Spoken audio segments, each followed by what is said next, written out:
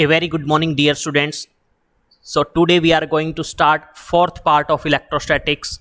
So in today's class we will going to cover up following topics. First of all, we will going to discuss about continuous charge distribution, in which we will take linear, surface and volume charge densities, area vector, solid angle and electric flux, Gauss theorem and its proof, deduction of Coulomb's law from Gauss theorem, applications of Gauss theorem, that is to determine electric field intensity due to line charge, plane sheet of charge and charged spherical shell. So dear students, by now we have studied about the concepts of electric charge, electric force, that is Coulomb's law, and electric field. In each topic we have considered the electric charge as point charge, but practically speaking it is not true that every time we can treat the given electric charge as point charge, because already we have idea that we can treat any charge as point charge unless and until the size or dimension, the linear size or dimension of the given electric charge is negligibly small as compared to its distance from the point of observation. So sometime what happens, the given electric charge has been spreaded over some length or surface area or inside the volume of a given configuration. So in such cases we need to study about so-called continuous charge distribution, and hence we cannot treat them as point charge. So a system of closely spaced charges is said to form a continuous charge distribution.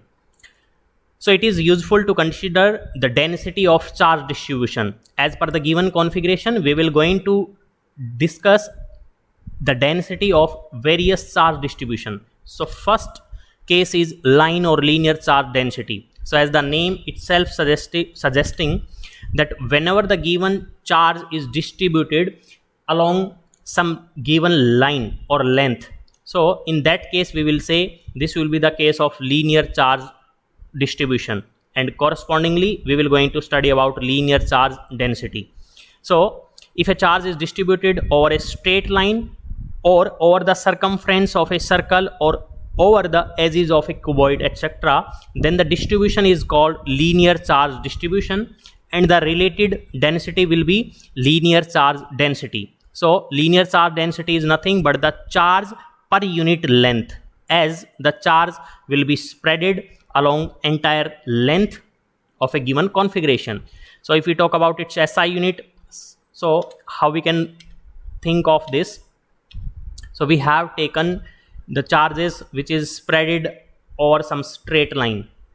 So here we will going to define this linear charge density as it is represented by lambda, and it will be electric charge per unit length. So here Q is the charge which is spreaded over the entire length L. So this entire length, complete length is L, and let Q be the total charge which is being spreaded over its entire length. So lambda will be Q divided by L. Similarly, if we take some small portion, like if I take this small portion, then surely it will going to contain some small charge over this length, small length dl. So that's why lambda I have written Q by L, or for small piece of this given wire I can write similarly lambda will be dq divided by dl, that is, or this small length dl, dq will be the amount of charge which is being present here. So if we talk about the SI unit, so since lambda is nothing but linear charge density, that is charge per unit length, so charge means coulomb, length mean meter, so SI unit of this linear charge density is coulomb per meter. So if we talk about the total charge on this line, first of all we have taken this small portion of length dl in which dq amount of charge is present. So we have written lambda equals, by the definition of linear charge density, we have written lambda equals dq divided by dl. Now just do the cross multiplication. So dq will be equal to what? Lambda into dl. But what we want to do, we want to calculate the total charge. So dq we are having equals lambda into dl, but we want q. So q will be what? It will be integration of this dq. So that's why total charge on this line of length L will be Q equals integration of lambda into dl. The cross multiplication we have already done. So Q will be equal to integration of lambda into dl over the entire length. So in this manner we can obtain the total charge present on this line using the concept of linear charge density. So by this linear charge density, you just remember this is represented by lambda and it is equal to, by definition, charge per unit length. Next type of charge distribution is surface charge distribution, and the related density will be surface charge density. So if the charge is distributed over a surface area, then the distribution is called as surface charge distribution, and the related density will be surface charge density. So surface charge density, by definition, it should be what? It should be nothing but whenever the charge is spreaded over some area, that is two-dimensional area we will going to take. So by definition, this sigma, we represent surface charge density by sigma. So by definition, surface charge density should be equal to what? It should be equal to ratio of electric charge present per unit area. So charge per unit area. So we have taken this configuration, two-dimensional configuration, in which charge has been spreaded uniformly over a given surface. So out of that we have taken a small surface area, that is ds. So surely it will going to contain some small amount of charge, that is dq. So this ds amount of surface area, it is containing dq amount of small charge. So similarly, using the definition of the surface charge density, that is charge per unit area, for this small elementary surface we can write that sigma will be also equal to small amount of charge present in small area, that is sigma will be dq divided by ds.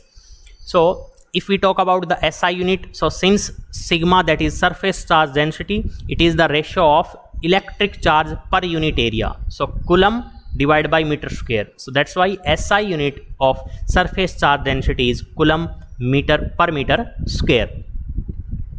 Now if we want to calculate the total charge present on this given configuration where the distribution is surface charge distribution, so what we will going to do, using this sigma equals dq divided by ds, just do the cross multiplication. So you will get dq will be equal to sigma into ds. What we want total q. So dq we have, dq equals sigma into ds, so you just integrate it. So q will be equal to what? Integration of this sigma into ds over the given entire surface. So in this manner we can obtain the total charge present in this surface charge distribution. Now third type of distribution is volume charge distribution, and the related density is volume charge density. So whenever the charge is distributed over a volume, then the distribution is called as volume charge distribution, and hence the volume charge density is the charge per unit volume. So symmetrically we are just extending the concept.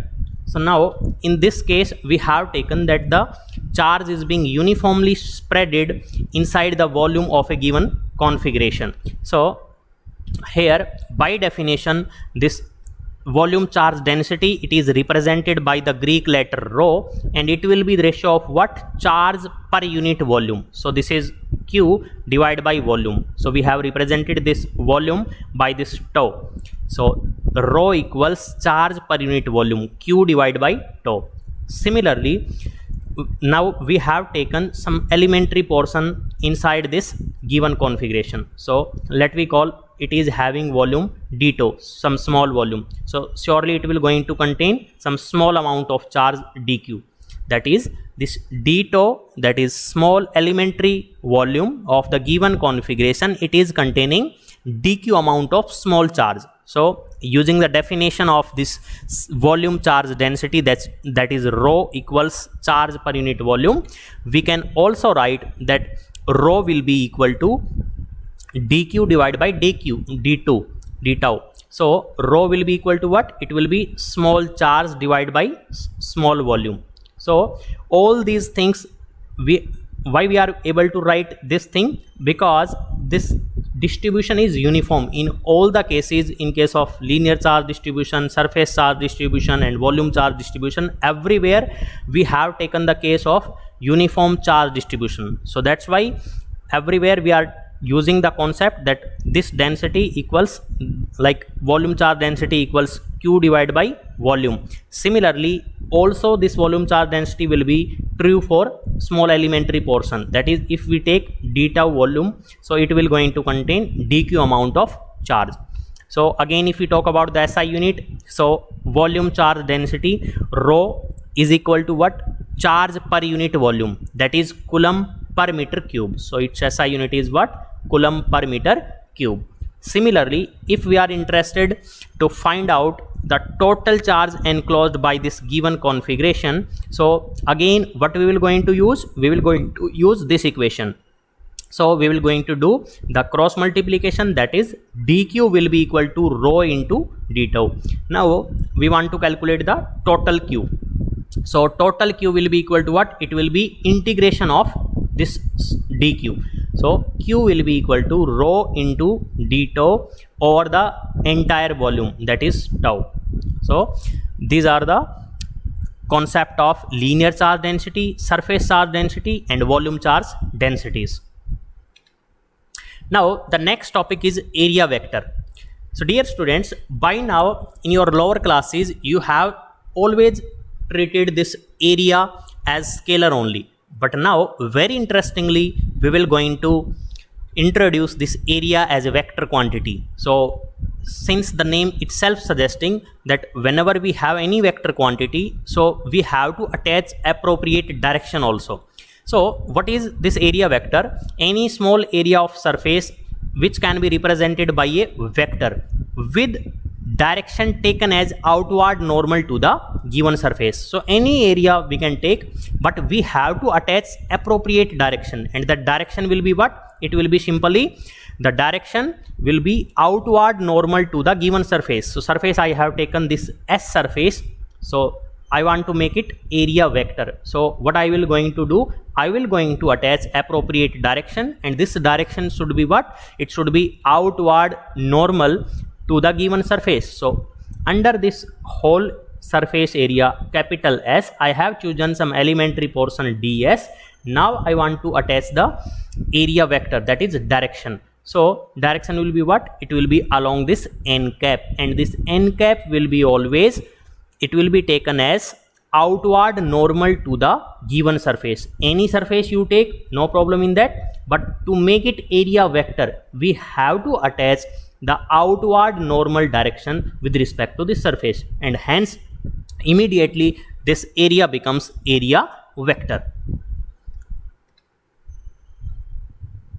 So mathematically speaking, what we can write? ds vector, that is the area vector attached with this ds amount of surface area, which we can write like vector will be equal to what? Its magnitude into its direction. So this ds vector, that is an area vector, will be equal to what? Its magnitude, it will be ds only. So like a simple mathematical formula we can use, like length into breadth. So this ds vector will be equal to what? ds into n cap. So n cap will be always outward normal to the given surface. Next is electric flux. So how we can define electric flux?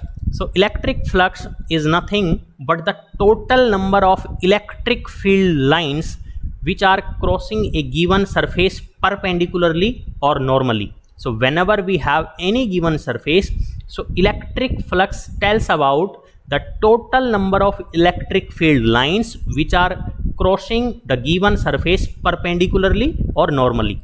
That is known as electric flux. So for the sake of understanding, I have taken this surface area S, irregular surface area S. I have placed this irregular shape object in the given uniform electric field, and I will going to determine the mathematical expression for so-called electric flux, and how exactly we will going to calculate this electric flux, this we will going to see here. So this so many small surface area we are taking.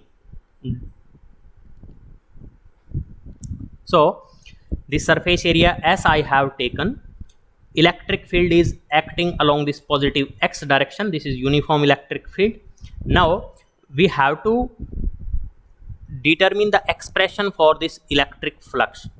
Definition we have already studied, that electric flux is nothing but the total number of electric field lines which are passing or crossing the given surface perpendicularly or normally.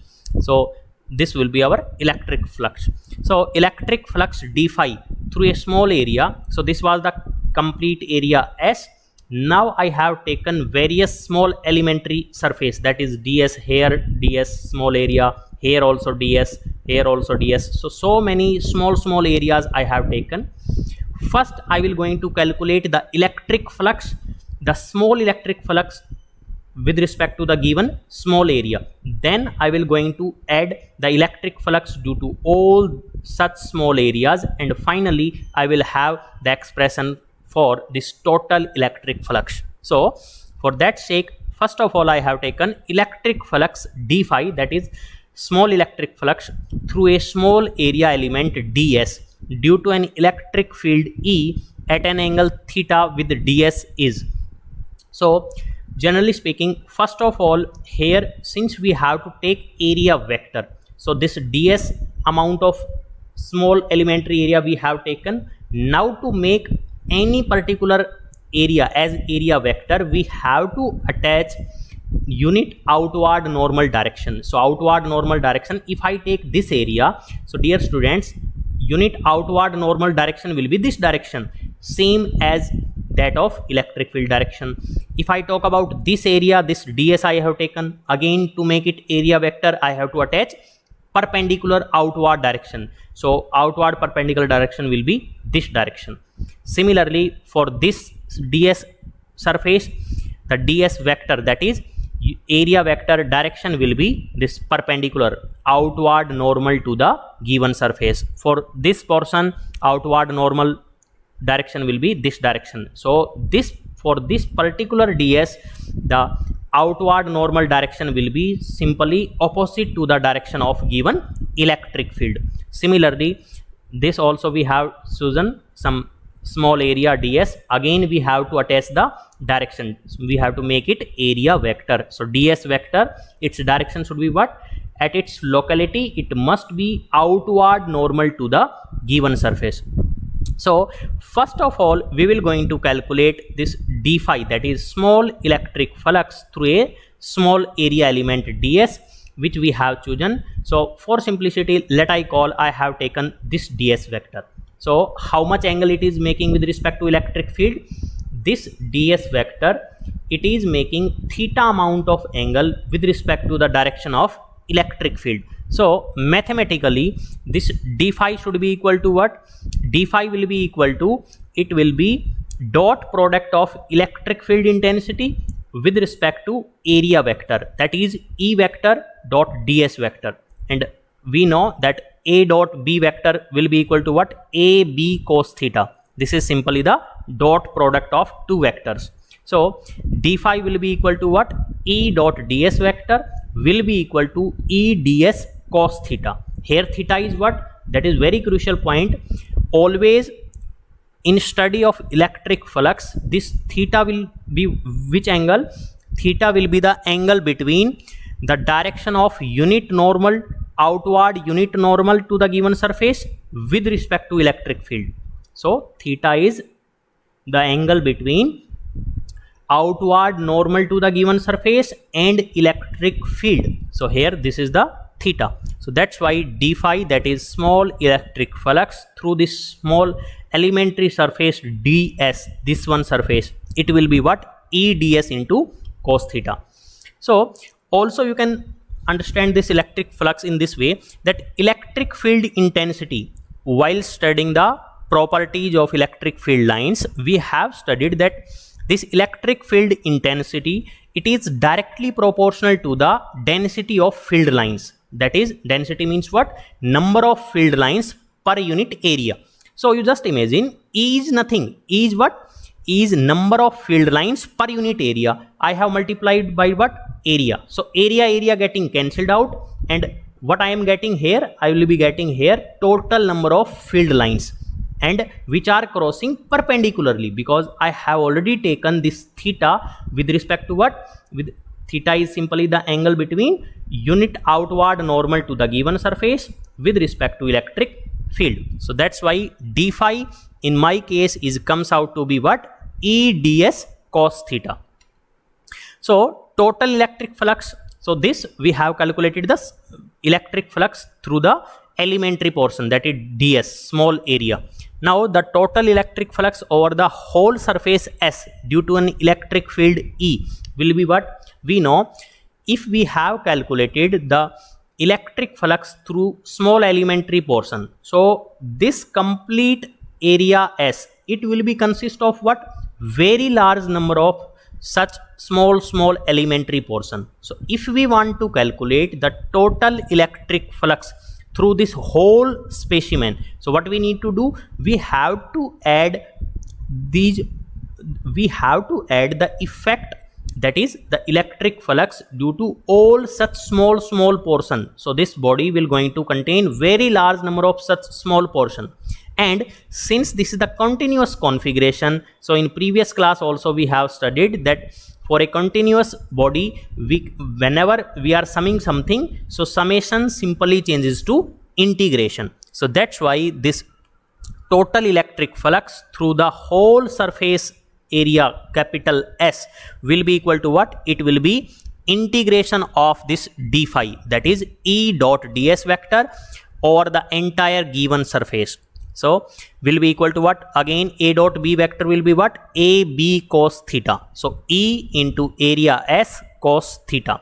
Theta, again theta is simply the angle between outward normal with respect to electric field.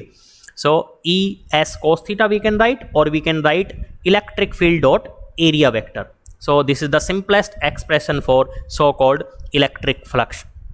So electric flux, since we know that dot product, the resultant of dot product of two vector always produce what? It produces a scalar quantity. So electric flux is a scalar quantity, although it is related to the what? It is a property of vector field, but individually this electric flux, this is a scalar quantity, as mathematically it is the dot product of two vector, and always dot product of two vector gives us a scalar quantity. So dear students, you must remember that electric flux by definition, it will be what? Total number of field lines which are passing normally to the given surface. Area vector also important thing. So you just choose any area, you attach outward normal to the given area. Then mathematically this d phi will be equal to what? E dot ds vector, that is E ds cos theta. And total electric flux will be what? It will be integration of all such small fluxes through the all these ds small areas. So this phi comes out to be, by definition phi will be equal to what? E dot s vector, that is electric dot product of electric field and area vector. Now if we talk about the SI unit of electric flux, so it will be what? Electric field, by definition electric field is what? Force experienced by per unit charge. So force divided by charge is what? Newton per coulomb into area. Area is what? Meter square. So that's why we can say it will be Newton meter square per coulomb, or also we can write joule meter per coulomb. Now special case we will going to take about. So first case, the first possibility is what? This theta. Theta is what? Theta is simply the angle between outward normal to the given surface with respect to electric field direction. So whenever this theta is lying between 0 to 90, flux, that is phi, will be positive. It signifies that the field lines, they will be emerging out from the given surface where you are calculating the electric flux. So whenever phi is positive, because between 0 to 90 cos theta will be what? Because we have studied this, phi is what? Phi is nothing but E S cos theta, E dot S vector. So cos theta will be positive in first quadrant, so flux will be positive, and physically it signifies that whenever this phi is positive means electric field lines, they are emerging out from the given surface. Next case we can take when theta is 90 degree. Theta 90 degree means what? The angle between outward normal to the given surface with respect to electric field is 90 degree. It means the electric field is simply parallel to the given surface. Electric field is simply parallel to the given surface, or in other words we can say the outward normal to the given surface is perpendicular to the electric field. So whenever theta is 90, cos 90 will be what? 0. So here we will say that no field lines, they are crossing the given surface area. And third case, maybe whenever this theta is lying between 90 degree to 180 degree. So in second quadrant, mathematically speaking, this cos theta will be what? Negative. So phi will be negative. And hence physically we can interpret that whenever this phi is negative, it implies that electric field lines, they are crossing inside, they are coming inside with respect to the given surface area. So these are the special cases. Phi positive means field lines emerging out, phi 0 means no field line crossing, phi negative means field lines, they are coming inside the given surface. Next is concept of solid angle. So dear students, in 11th class we have studied about so-called plane angle and solid angle. So what is the meaning of plane angle? Plane angle simply means whenever we have two lines or surfaces, so the angle between these two lines is simply termed as angle or plane angle. So that is in 2 dimension. But whenever we extend this concept to 3 dimension, so we call that angle as solid angle. So solid angle is the 3-dimensional equivalent of an ordinary 2-dimensional plane angle. So plane angle simply means it will be the angle between 2 lines. But whenever we extend this concept to 3-dimensional, then it becomes solid angle. So how we can understand this? So SI unit of solid angle is radian. Let we have taken a given 3-dimensional configuration, so in which we will going to calculate the mathematical expression for so-called this d tau. So this solid angle is represented by what? D tau, or the complete angle will be this tau, omega, d omega. So we have taken this as vertex. At this vertex, the solid angle subtended by this small area, that is ds area, is how much? It is d omega. And this is the separation is how much? This radial separation is how much? Small r. This is radial direction, and this ds vector mean area vector. So area vector direction, again it will be the outward normal to the given surface. So mathematically speaking, solid angle subtended by area element ds at the center O of a sphere of radius r is how much? It is d omega. So d omega will be equal to what? It will be ds cos theta divided by r square. So why it will be ds cos theta? Because we have to check how much this area is along this radial vector. So this is ds vector, how much angle it is making? Theta. So horizontal component, that is component of this vector along this radial direction, will be how much? It will be vector into cos theta. So that's why d omega, that is solid angle subtended by this small surface of a big sphere, that is ds, will be equal to what? ds into cos theta divided by r square. So this is equivalent to, like for plane angle if we talk about, so we have arc length formula. So what is that? Theta will be equal to what? L divided by r. So you just extend this to 3 dimensions. So it was theta equals L by r. Here theta changes to this omega. So omega will be what?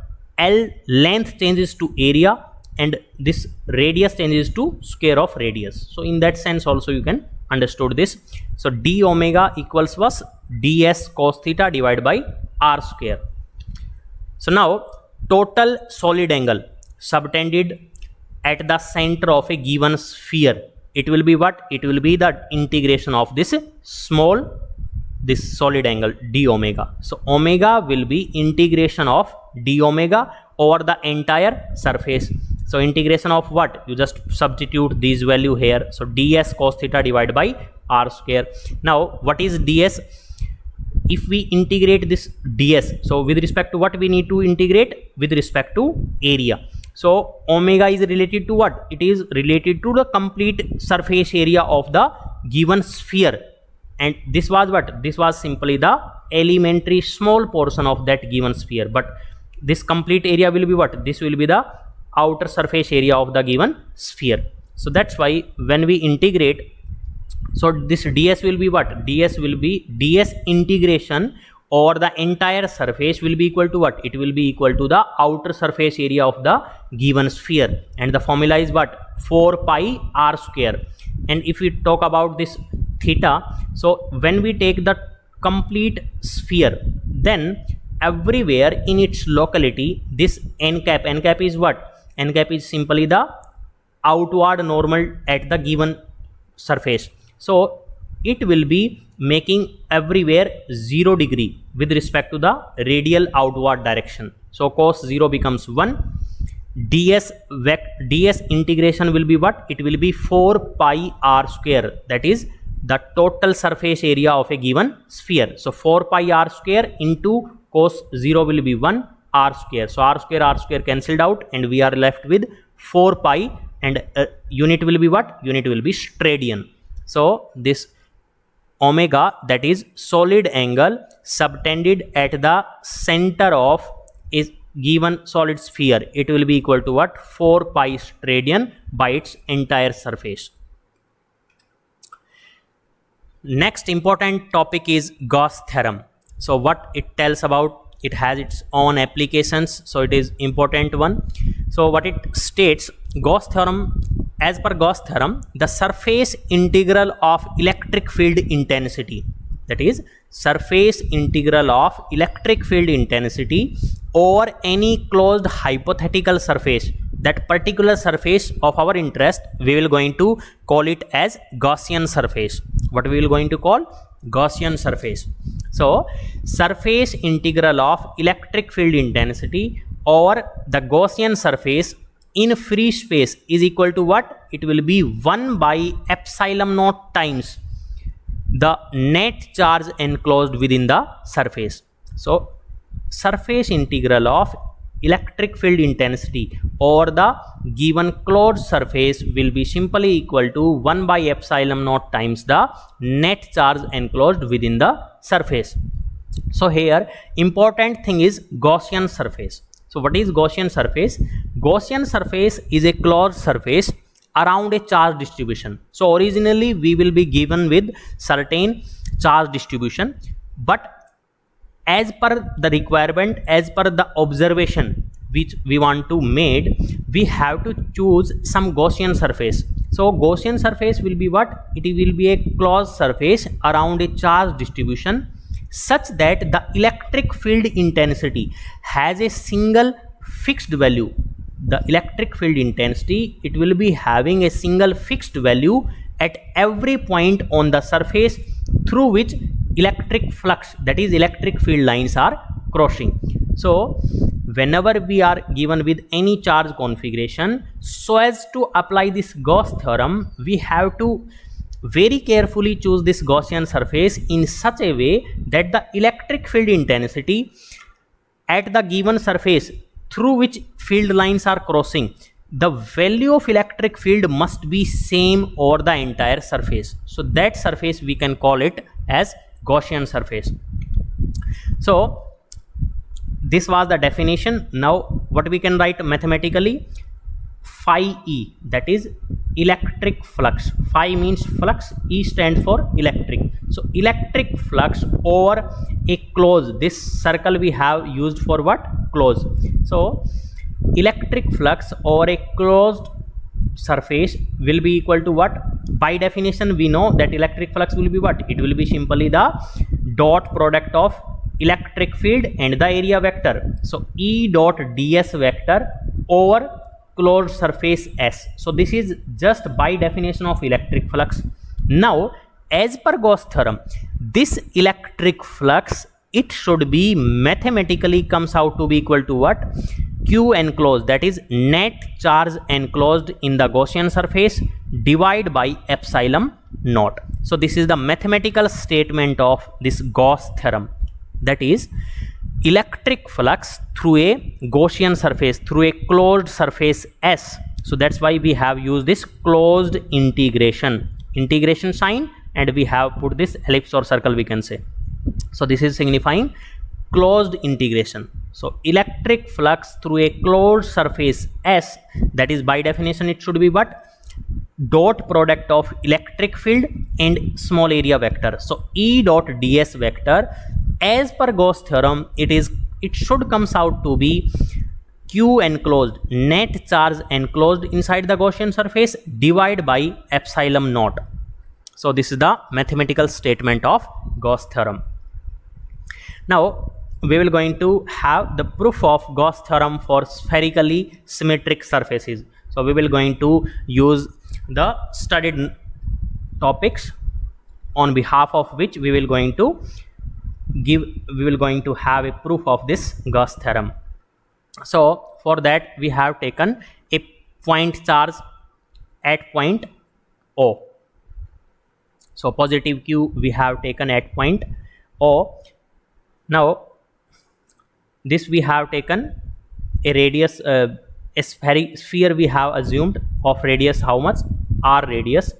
Now over this surface, this spherical surface, we have assumed elementary surface, that is small surface, that is ds, and since we want to make it vector, so we have to attach outward normal. So always this will be the direction as outward normal to the given surface. The surface is ds and this will be the ds vector direction.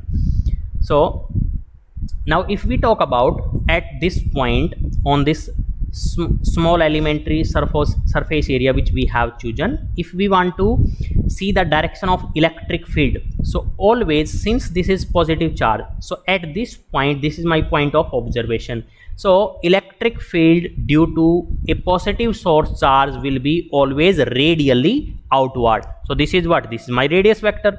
So electric field due to this positive Q charge will be also along the radial direction. So that's why this is the direction of electric field, and also this is the direction of my area vector at this point of observation. So now what we want to calculate, we want to prove this. So first of all, I have taken d phi, that is this area, small area I have chosen. How much area I have chosen? ds area, small elementary area. So by definition d phi will be equal to what? It will be dot product of electric field and the area vector. So E dot ds.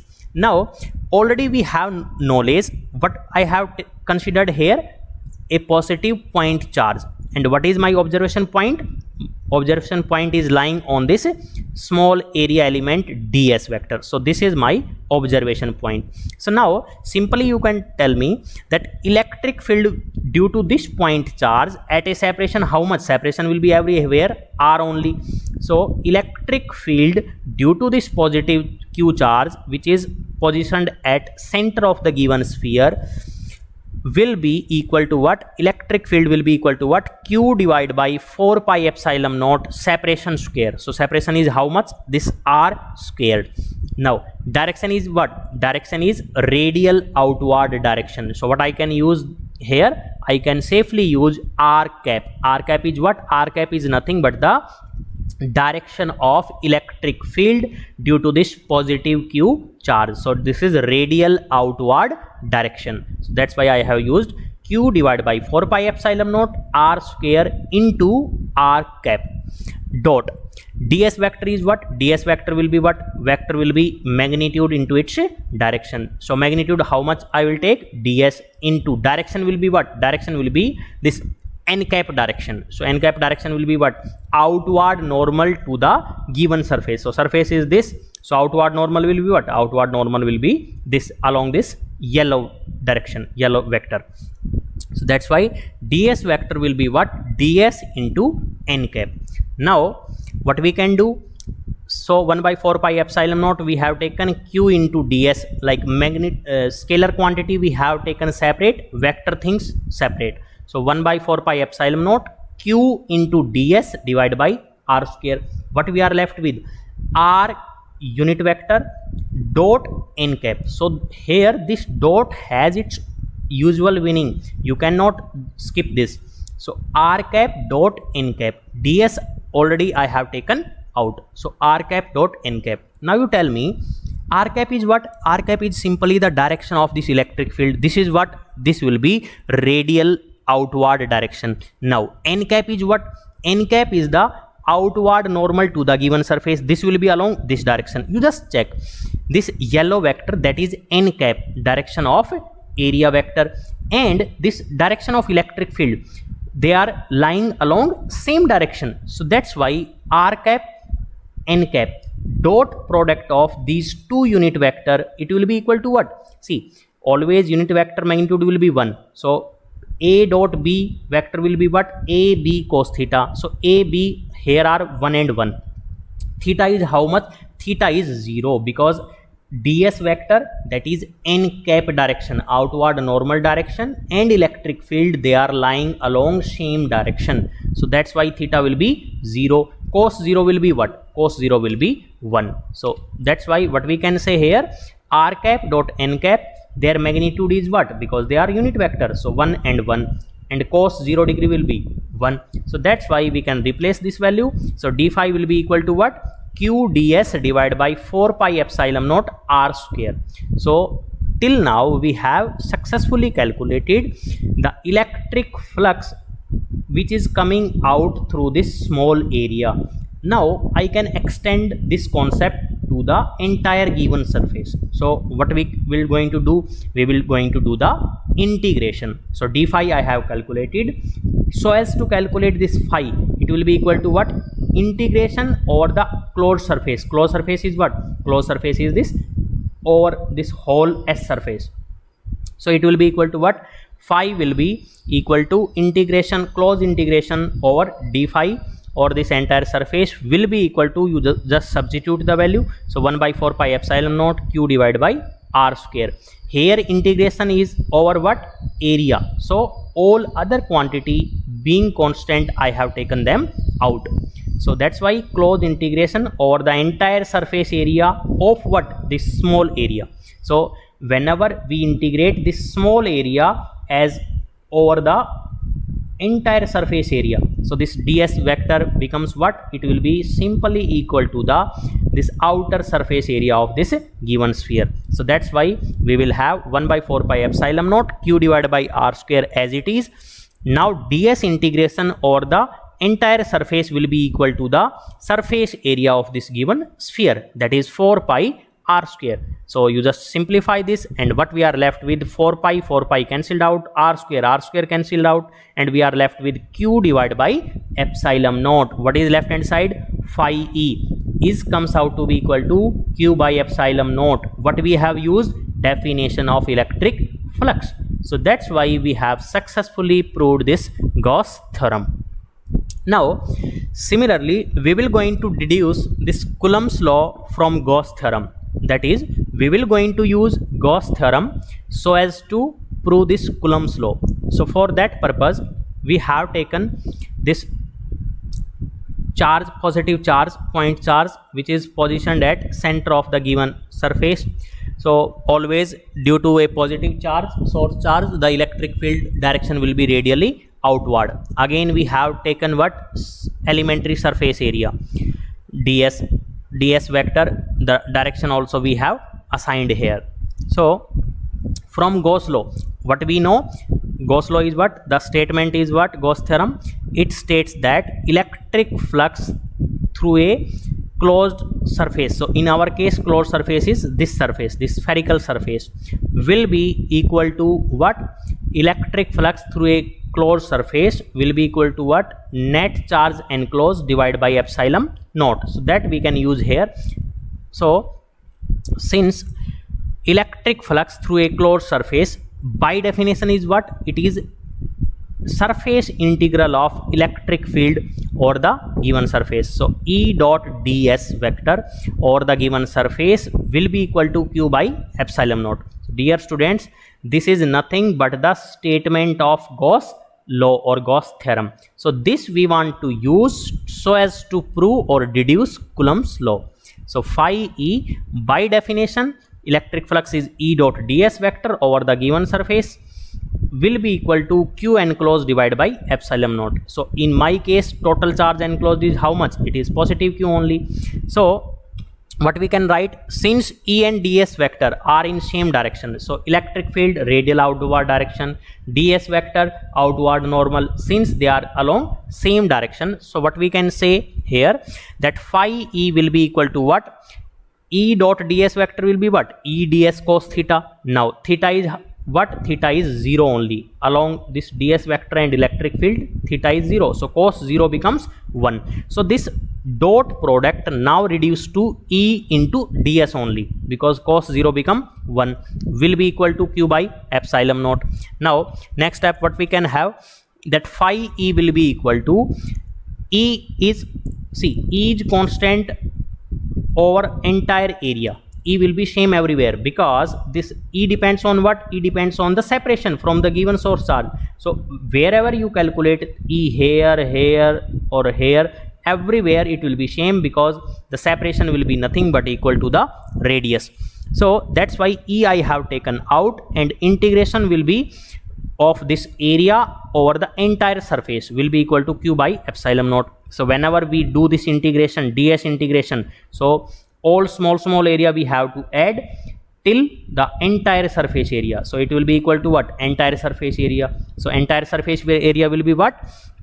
So here E as it is into ds integration will gives me the total area, that is 4 pi r square. Now electric field will be equal to what? It 4 pi r square, you just send it in the denominator on other side.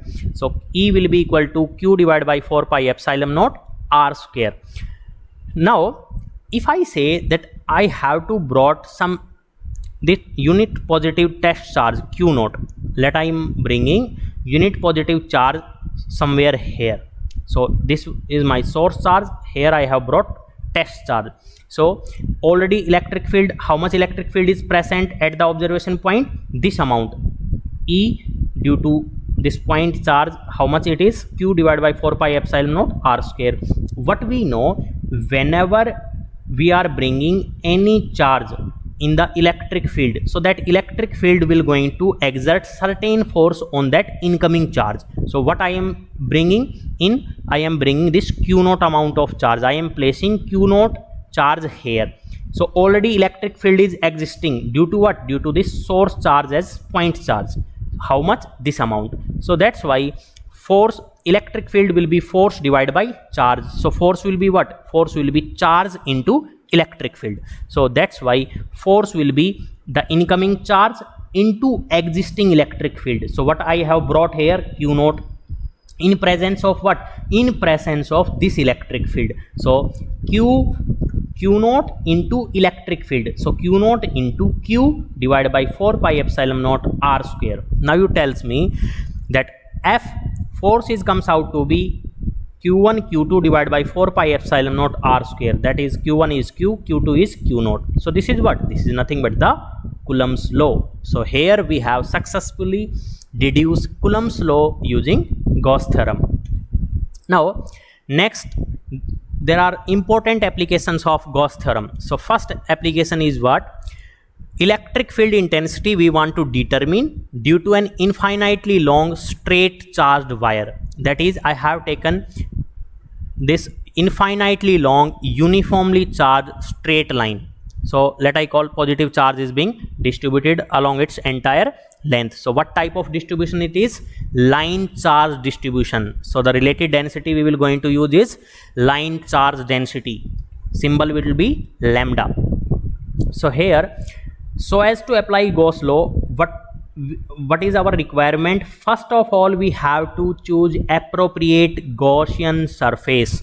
So we have to choose appropriate or suitable Gaussian surface. So at Gaussian surface, we have to check the electric field intensity, value of electric field intensity should remain same through the surface from which the electric field lines are passing.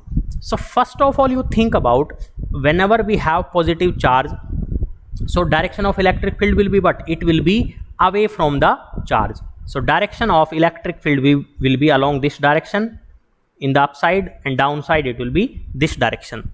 So here we have taken the Gaussian surface as a cylinder. So here we have taken a cylinder of radius r and length L as the Gaussian surface. Electric field and area vector, we have to study their direction at each surface. So how many surface of our interest we have here? So all in all, here we have three area of our interest. Area, this surface A, surface B, surface C. First thing, since this whole line, this is uniformly charged with positive charge, so we can think that individually it is composed of what? Positive point charges. So whenever we have positive charge, electric field direction will be outward. So everywhere direction will be in this upside region, electric field direction will be what? It will be along this upward direction. Similarly, if we calculate the direction here, it will be downward direction, because it must be away from the source charge if the source charge is positive.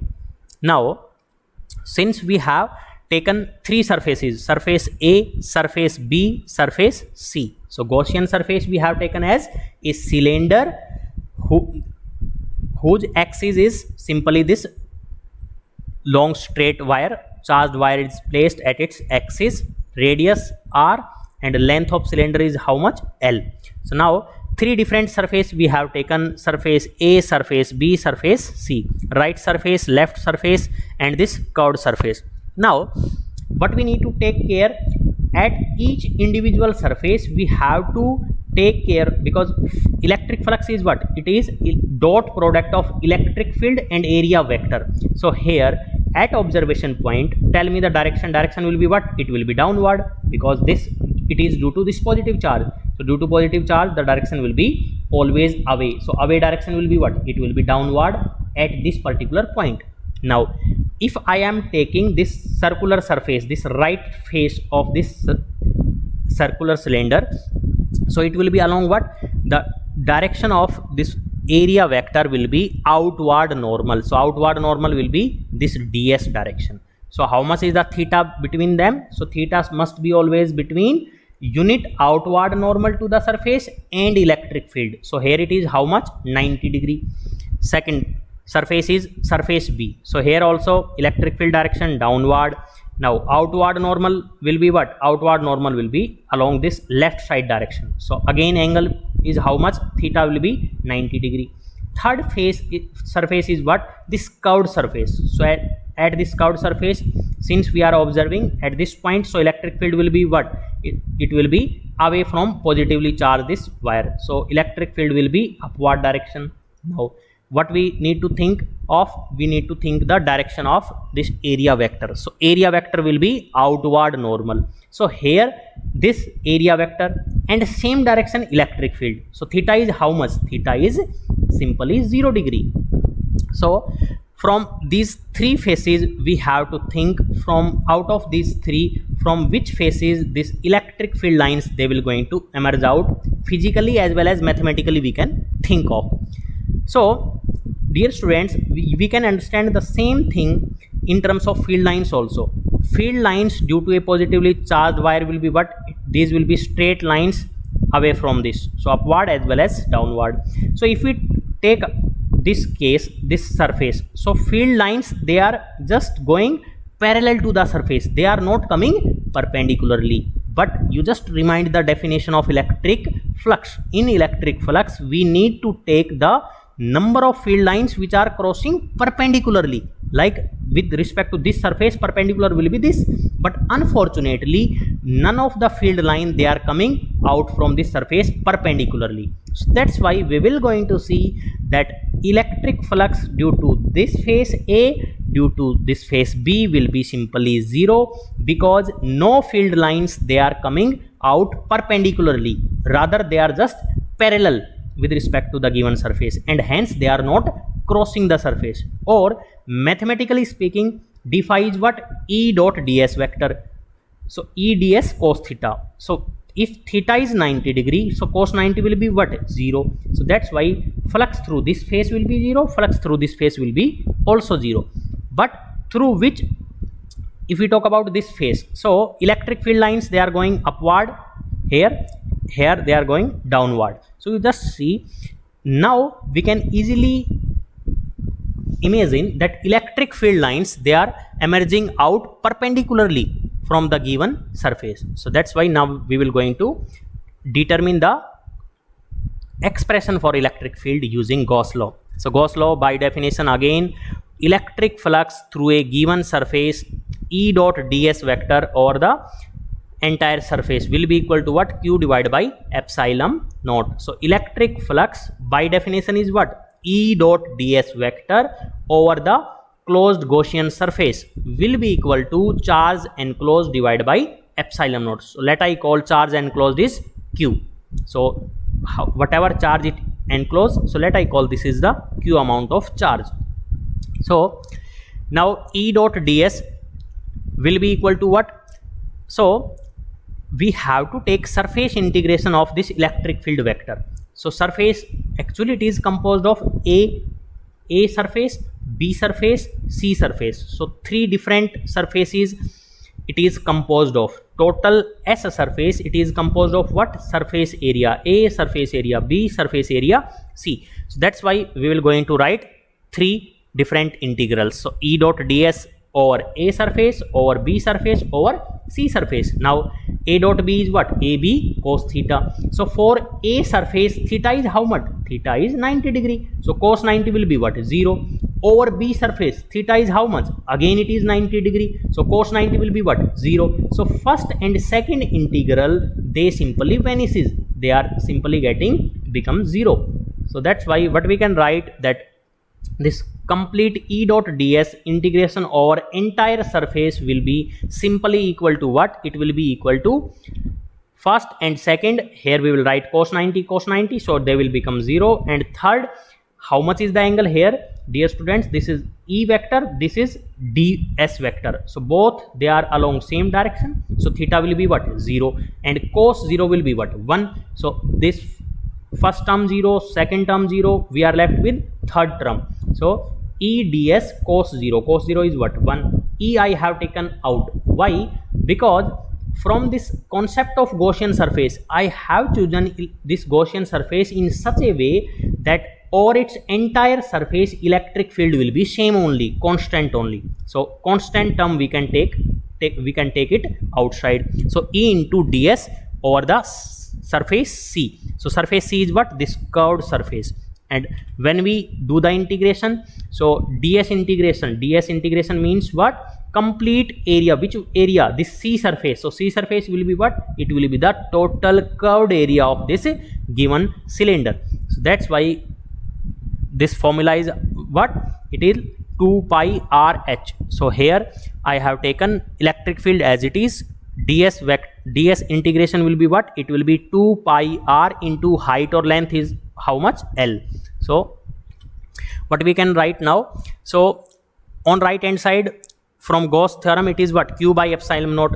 In such cases of this charge distribution, we are not supplied with the information of charge, rather we are supplied with the charge density. So what type of configuration is here in our case?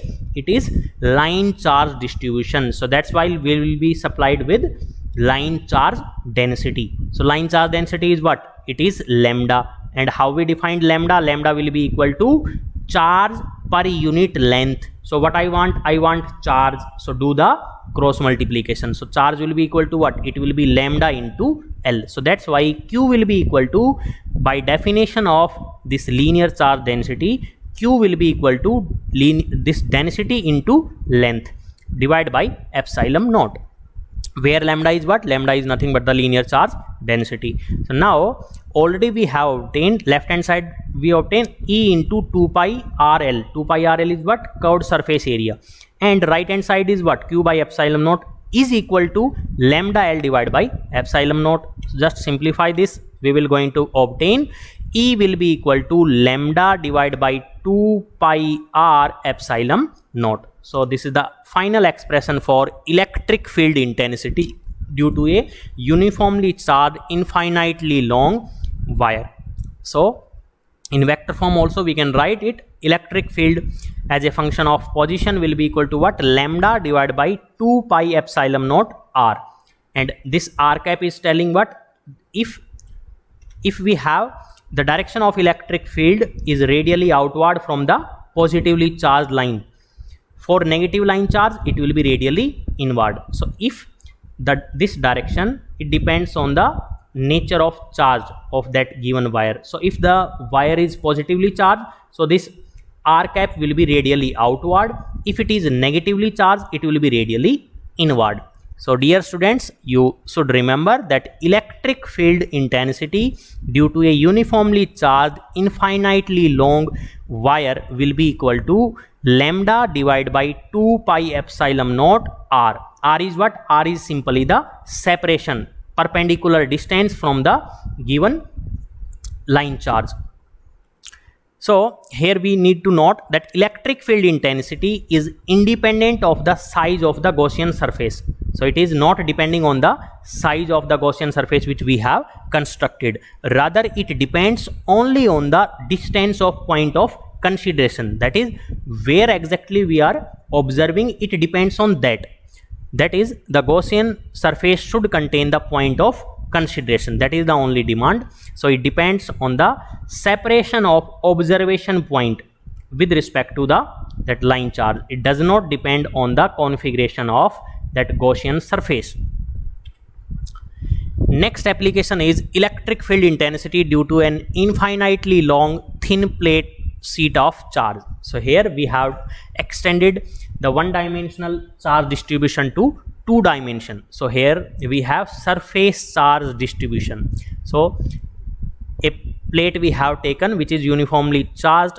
So let I call sigma be the surface charge density. So what we want to do, we want to determine the electric field intensity using Gauss law. So whenever we want to use the Gauss law, so we have to appropriately select the Gaussian surface. So here, due to this plane sheet of charge, again we have to choose the Gaussian surface, and in this case it will be a kind of pillbox. What we call this? Pillbox. Pillbox simply here mean like it will be a cylinder only, half cylinder left to the seat, other half will be right to the seat, and we call it as pillbox. So we have chosen this pillbox as Gaussian surface due to the given charge configuration. Now on this Gaussian surface, what we need to take care? We have to take care of direction of electric field and direction of area vector. So how many surfaces it contains? Again it contains three surfaces. So left surface, right surface and curved surface. So let I call this pillbox or this cylindrical portion which we have chosen as Gaussian surface. It is of radius r and length L. So half length to the left of seat, half length to the right of seat. So the field lines remain straight, parallel and uniformly spaced because this is a kind of uniform distribution. It is positive charge. So we can think of this seat, it is composed of very large number of closely spaced positive point charges. So due to a positive point charge, it will be a straight line. So due to this whole configuration, it will be a straight lines, parallel and straight lines. So three faces we will going to take. Face A, this right face. So at this face, circular face A, we have to attach the area vector. So that is ds vector. So it will be outward normal. Again, since it is positively charged, so at this point direction of electric field will be what? Whenever positively charged source, the electric field will be away from this. So electric field along this direction, ds vector also along this direction. So this is for surface A. For surface B is what? This left face. So here both direction we have to take care. So first is this ds vector, that is unit outward normal. So outward normal will be what? It will be left side. Again, now observation point is lying left to this sheet. So due to positive sheet, again electric field will be what? It will be radially away. So this is direction of electric field. So how much is the angle between ds vector and E vector? 0. So here 0, here also 0. So this theta between ds vector and electric field vector for surface A and surface B, it is 0 only. Now third surface will be what? Third surface will be curved surface. So since we have seen that here this surface C, so again ds vector will be outward normal. So outward normal will be this direction, and electric field lines, so this is the observation point. This source is what? Positive charge. So electric field lines direction will be what? It will be away from this, radially outward or away from this. So this is the direction of electric field, this is the direction of area vector. How much is the angle between them? So this is 90 degree. So we can think again in terms of either in terms of this mathematical stuff or in terms of field lines, that through which surface electric field lines will going to cross perpendicularly. So through face A, electric field lines, they are coming like this, and hence yes, they are coming perpendicularly. If we talk about this mathematical stuff, E and ds vector, they are having theta as 0, so cos 0 will be 1. So yes, we will have some flux through this area. Again here electric field and ds vector same direction, theta 0, and hence cos 0 will be 1. Or we can say in terms of electric field lines, they are coming perpendicularly, they are crossing perpendicularly the given surface, that's why we will have certain flux. But if we talk about this curved surface, electric field lines, due to this positively charged plate, they are away from this, they are along this direction. But ds vector, the direction of this surface, this is this. So we can say electric field lines, they are simply parallel with respect to this curved surface. That is, they are none of the electric field lines, they are coming out perpendicularly with respect to the curved surface, and hence the flux due to this curved surface will be 0 only. So now in order to determine the expression for electric field intensity, we will going to use Gauss law. So Gauss law, again phi E will be equal to, by definition, E dot ds vector or the closed surface. Closed surface is what? It is the Gaussian surface, will be equal to charge enclosed, let I call charge enclosed is Q, divided by epsilon naught.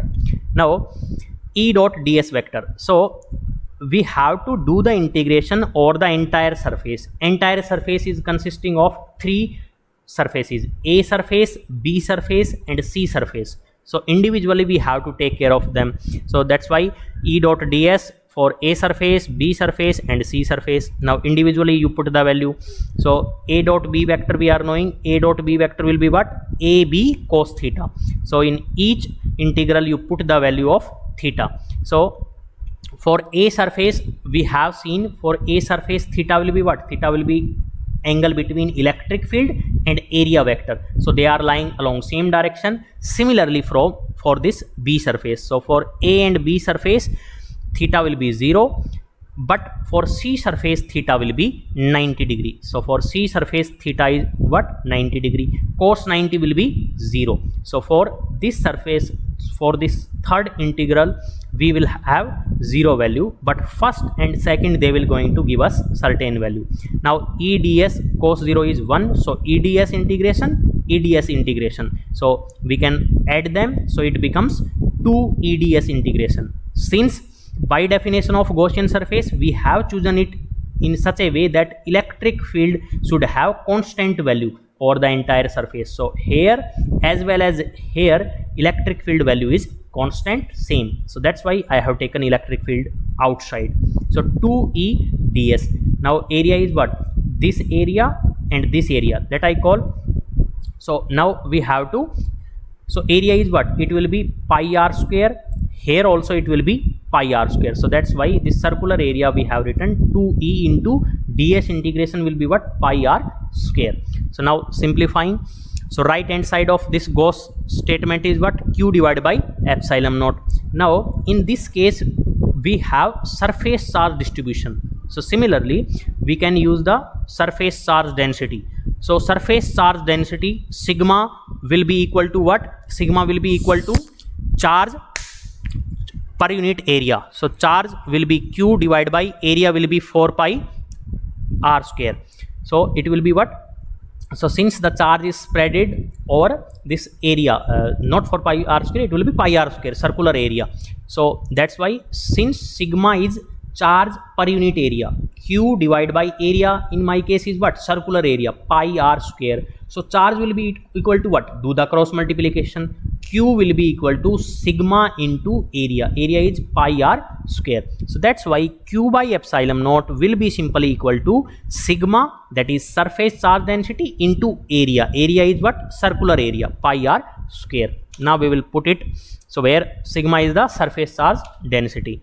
So we will put it in the last equation. So twice of left hand side is twice of electric field into pi r square will be equal to sigma pi r square divided by epsilon naught. Now you just simplify this and we will got the value E equals sigma divided by epsilon naught.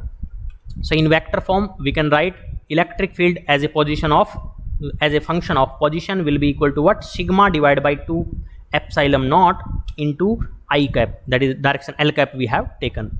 So direction of electric field intensity is normal to the plane and away from the positive charge distribution. So for negative charge distribution it will be towards the plane. So this is simple only. Since the positive plate is consist of what?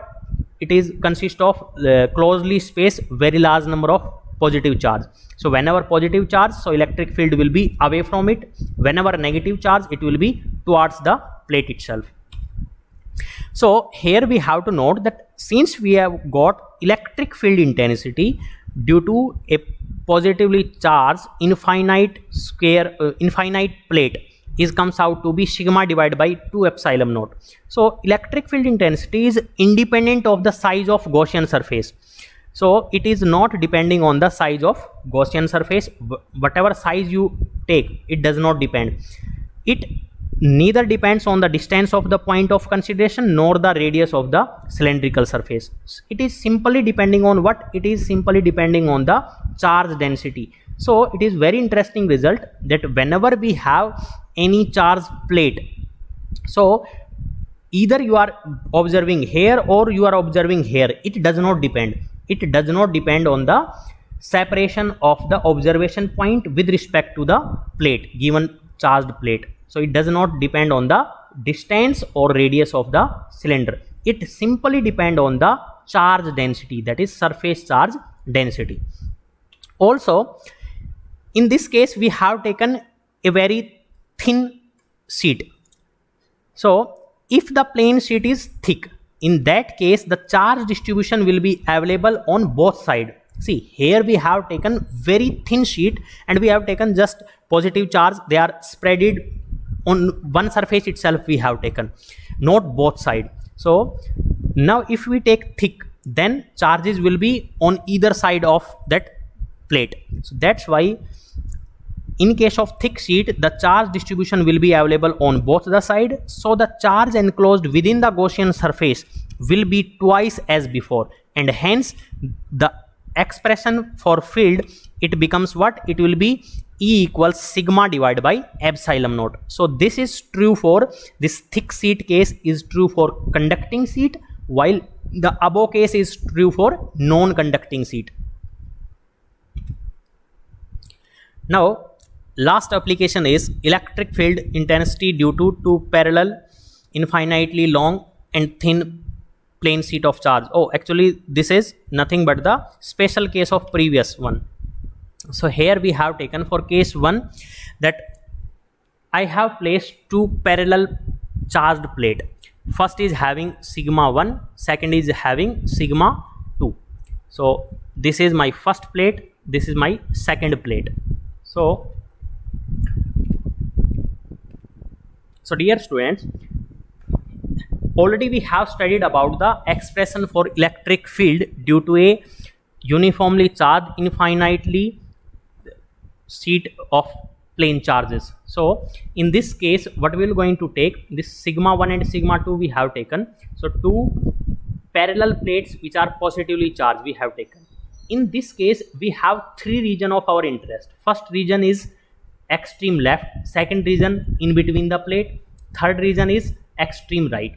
In all these three regions, we have to consider, we have to take care the direction of electric field due to both the charge sheet. So due to first sheet, since it is positively charged, so in region 1, whenever positively charged, electric field will be away from the sheet. So that's why 1 I have taken for this first sheet, 2 index I have taken for the second sheet. So for this first sheet, in region 1, electric field will be away from this. Whenever positive charge, electric field will be away from this. So E1 vector direction will be towards left. Similarly, due to first sheet, in this region 2, that again this is positively charged, we are observing here. So always it will be away from the charge body. So it will be along this positive x direction. Now in region 3, we are observing due to what? Due to this first charge plate. So due to this first charge plate, electric field, that is E1, it will be away from the given charge plate. So here we have assigned the direction of electric field due to this first charge plate which is positively charged in the three different regions. So electric field E1 left negative x, E1 in region 2 positive x, in region 3 it is also positive x. Now second sheet we have placed parallel with respect to first sheet. It is also positively charged, but density is different. This was having sigma 1, this is having some sigma 2. So now I have to assign the direction of electric field due to this second plate which is uniformly charged with a charge density sigma 2. So first region is this region. Since this is positively charged, so again the electric field direction will be away from the charged sheet. So away means what? It will be negative x direction. Now come to region 2. So in region 2, the electric field direction due to second plate, it will be what? Again positive means away from the sheet. So it will be again negative x direction. Third region is what? Electric field here. So we are observing here.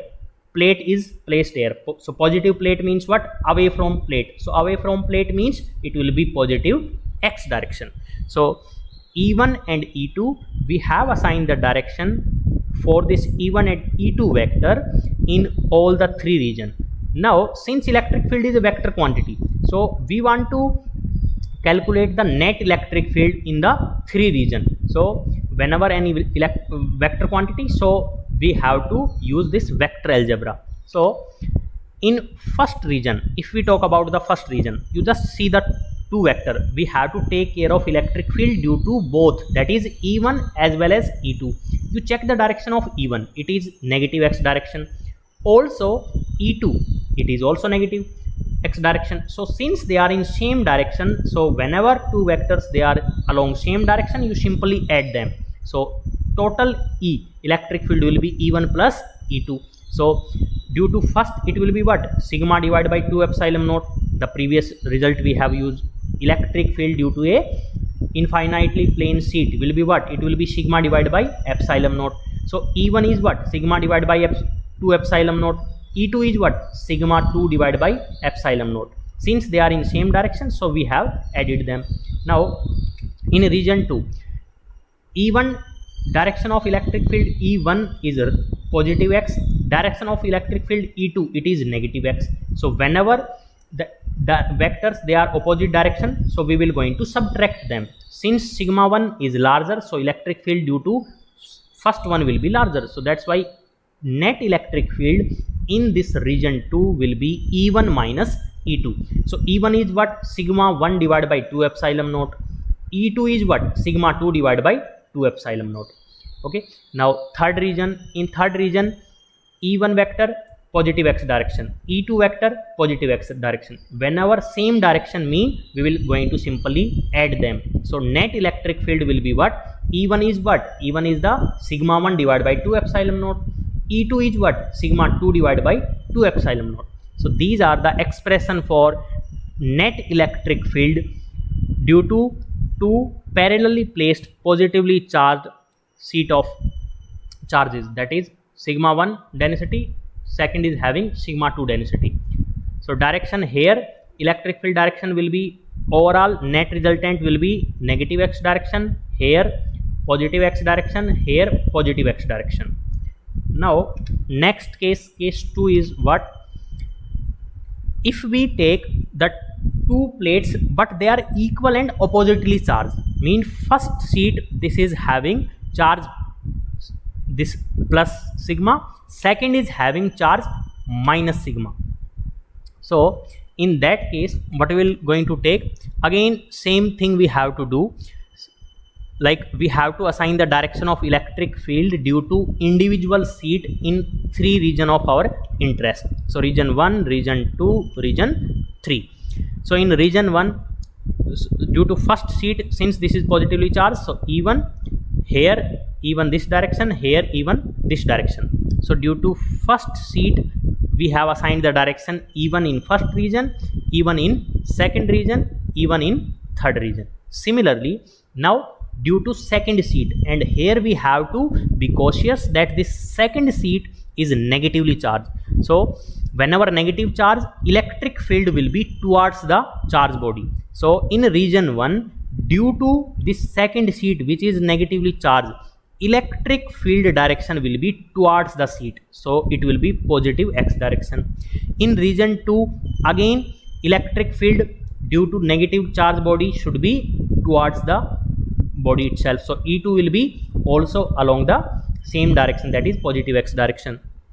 In region 3, again we have to take the electric field due to negative charge object. So due to negative charge, again it will be what? Towards the charge body, so here it will be negative x direction.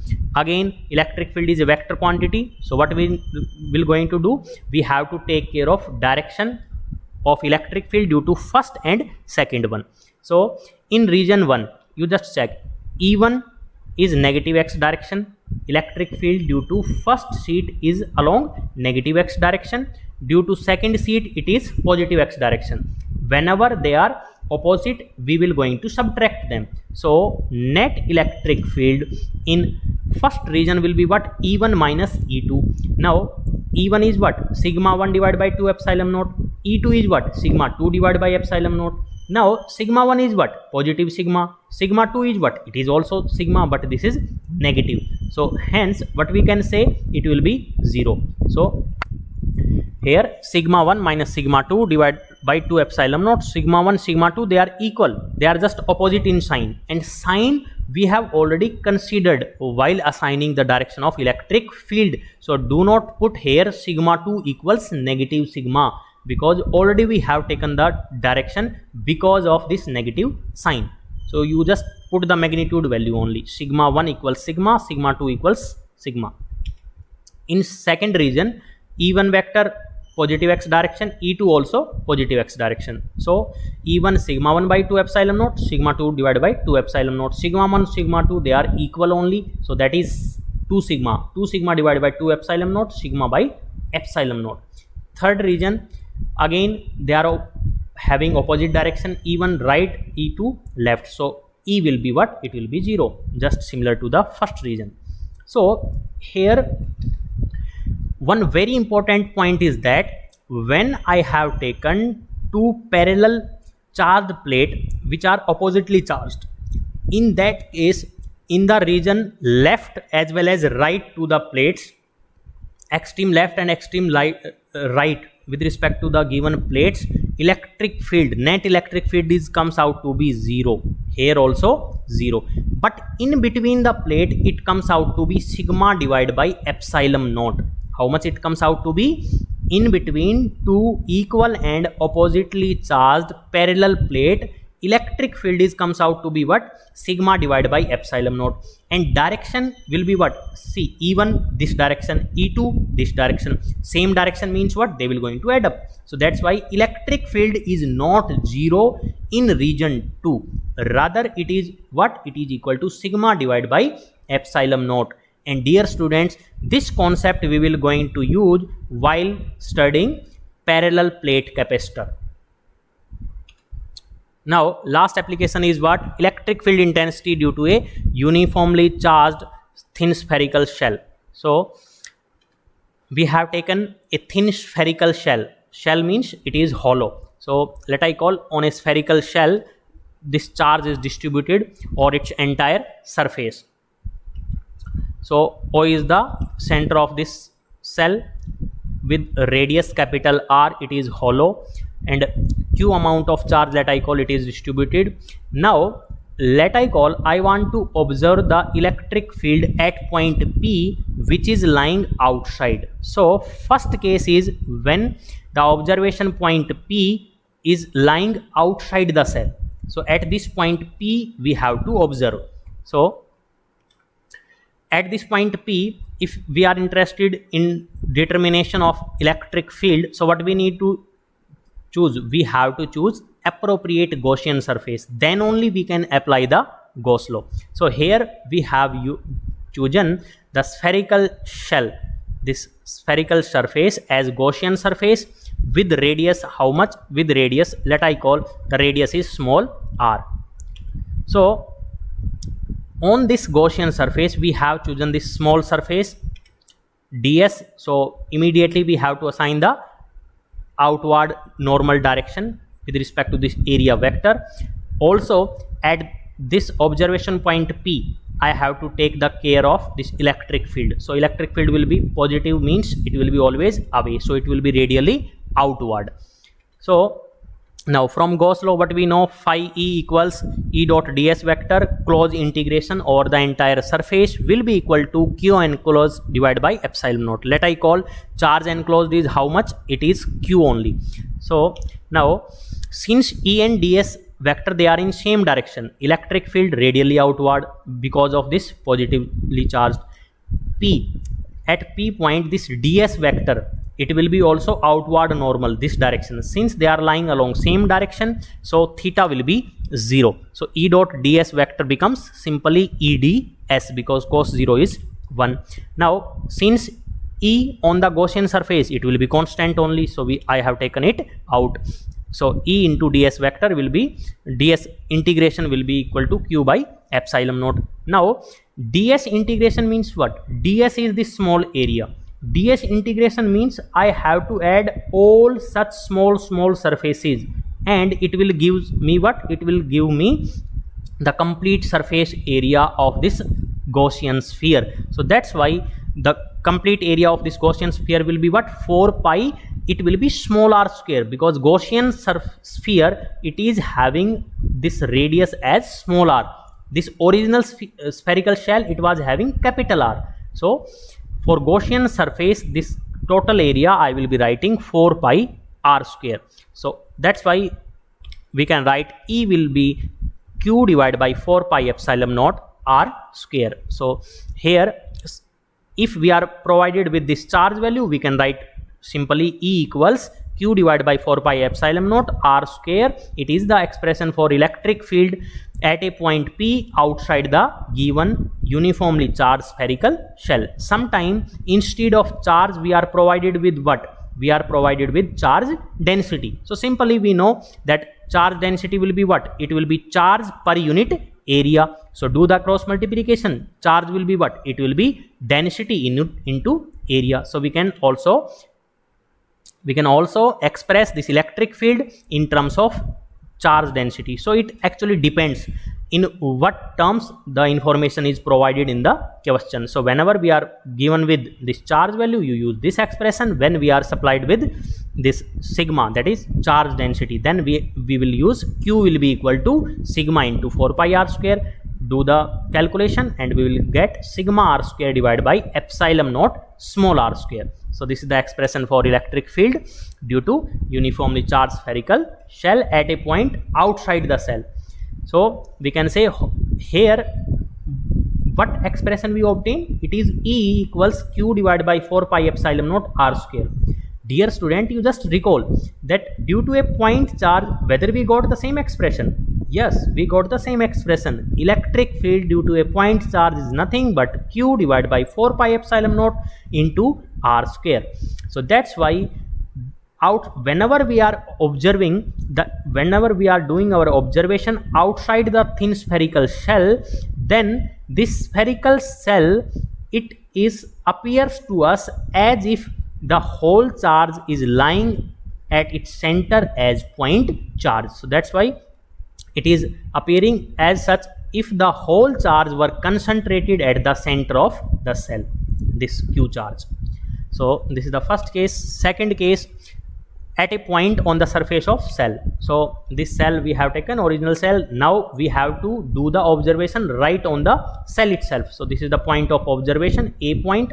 So Gaussian surface always we will going to choose as per our requirement of observation. So here the Gaussian surface will be same surface, the spherical surface itself. So ds surface we have taken, ds vector I have attached, electric field will be along the same direction. So we will going to use Gauss law. Gauss law is phi E will be equal to E dot ds vector over the Gaussian surface. Close integration will be equal to Q enclosed divided by epsilon naught. Here also E ds same direction. So we can say E dot ds vector cos 0 will be 1. So E dot ds vector become EDS. Now you just put the value here. ds integration will be what? Here actually Gaussian surface is nothing but this spherical surface itself. So that's why when we going to integrate this ds, so here area will be 4 pi capital R square, because the Gaussian surface is this itself. So E into 4 pi R square will be equal to Q by epsilon naught. Do the calculation. If we are given the information in terms of charge, use this. If we are given in terms of sigma, you use the definition of surface charge density, and we will have E equals sigma by epsilon naught. So electric field due to a uniformly charged thin spherical cell at a point on the surface of the cell is maximum and is constant. So this is Q divided by 4 pi epsilon naught R square. Now the third and last case will be what? At a point inside the cell. So this is original charged spherical shell. Now we will going to do our observation inside the cell. So I have taken this B point at my observation point, so which is lying inside. Now as per my requirement, I will choose the Gaussian surface as spherical surface, but inside the given spherical shell. With radius, you can take some r dash radius. So again we have to choose some ds portion, small area vector I have assigned. Now electric field I have assigned. So from Gauss law we are knowing phi E will be E dot ds vector Q by epsilon naught. Here also E dot ds, they are in same direction. So what we can write, phi will be E ds equals Q by epsilon naught. But dear students, here we will going to see that, so we will going to do the integration. ds integration will be what? Integration always it will be over the Gaussian surface. So 4 pi r dash square. So 4 pi r dash square. Q is what? Right hand side. Q is Q enclosed. You just check whether there is any charge enclosed by this Gaussian surface. You just check here.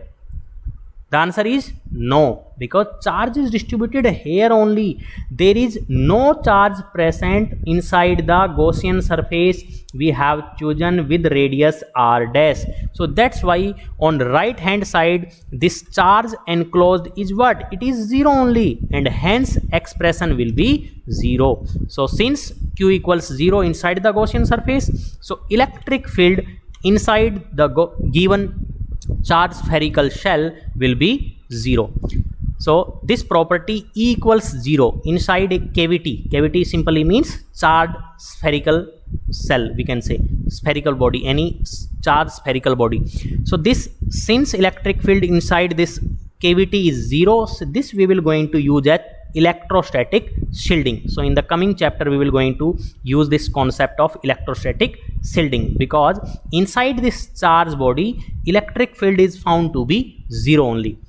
Now many a times we are asked to trace the dependency of electric field on this separation of observation point with respect to the center of given spherical shell. That is, electric field I have taken on the y-axis, and this small r is what? It is simply the separation of observation point starting from this center. Mean, if I am observing at the center, or I am observing somewhere here, I am observing somewhere on the surface, I am observing somewhere on the outside with respect to this surface. So that's why electric field dependency is found to be something like this. So here what we can say, inside it is 0, mean when I start from origin, electric field is 0 only. So here till here it is 0. When I reach the surface, it takes the value q divided by 4 pi epsilon naught r square. So when I start from origin, it is 0 only till what? When I reaches this separation equal to the radius of original spherical shell. So at the surface it become maximum value, it took its maximum value. Before that it was 0 only. Further, if I am going outside, so since E was comes out to be q divided by 4 pi epsilon naught small r square, so whenever the separation increases, it follows inverse square law, so electric field will going to decrease. So dear student, this is the dependency or the graph of this electric field with respect to separation of the observation point from the center of given charged spherical shell. So here till O to R it will be 0, then it takes the maximum value. How much maximum? This E maximum, q divided by 4 pi epsilon naught capital R. Then it will going to decrease, because whenever separation increase, electric field decreases. Okay students, thank you.